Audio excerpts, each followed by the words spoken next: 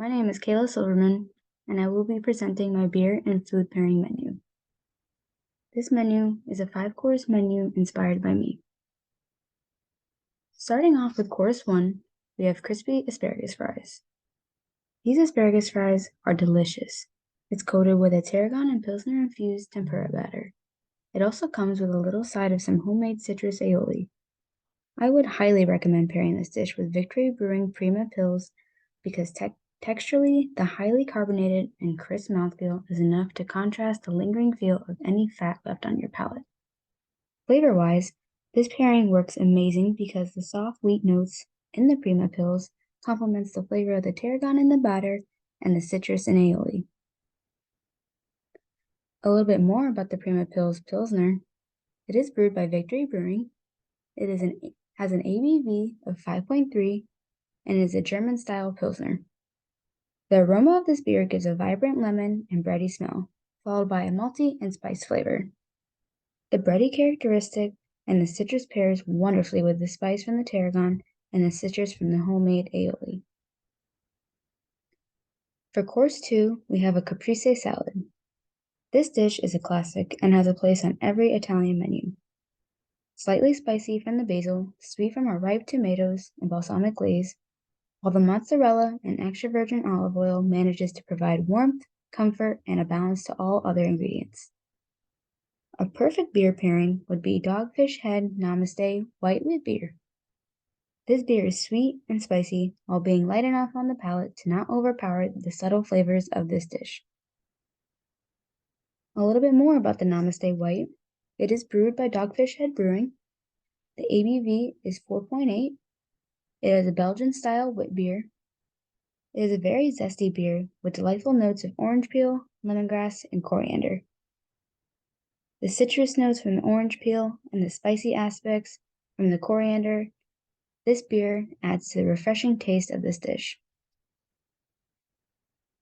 For course 3, we have a honey glazed salmon.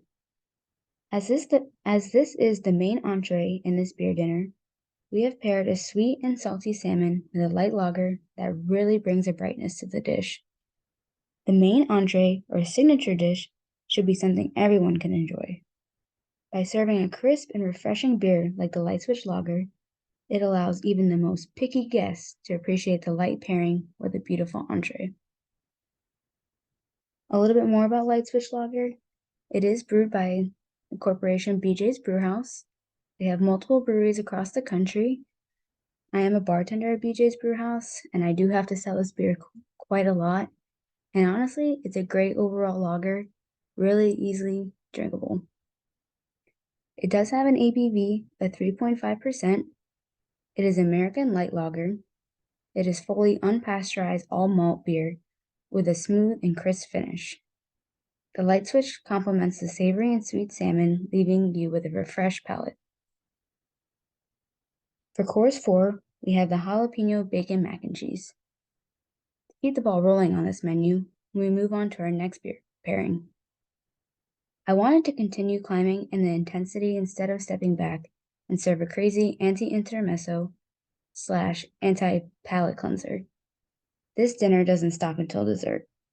Our house-made mac and cheese topped with fresh jalapenos follows its traditional bechamel with the addition of 3 different cheeses: smoked Gouda, Manchego, and Parmesan. This dish pairs incredibly well with the Dogfish Head 60-minute IPA. The bite of the jalapeno in this dish really holds its own against the hops in the beer. A little bit more on 60-minute IPA. It is also brewed by Dogfish Head. The ABV is 6%. It is American-style Indian Pale Ale.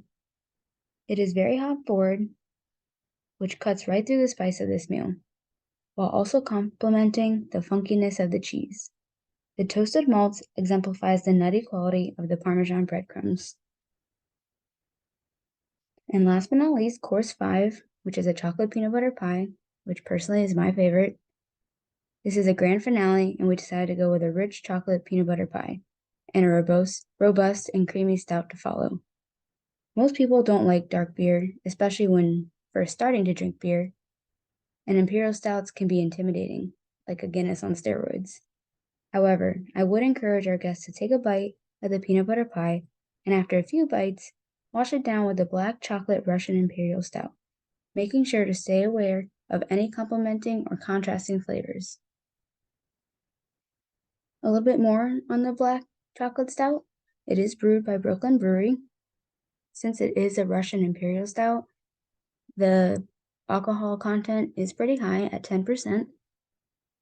The rich roasted malts in this beer create a dark chocolate heaven in a bottle or glass. The chocolate notes cut through the peanut butter and enhance the richness of this pie, and the drunken dark fruit add an additional sweetness but also brighten up the pie. And that is the final course. Thank you so much.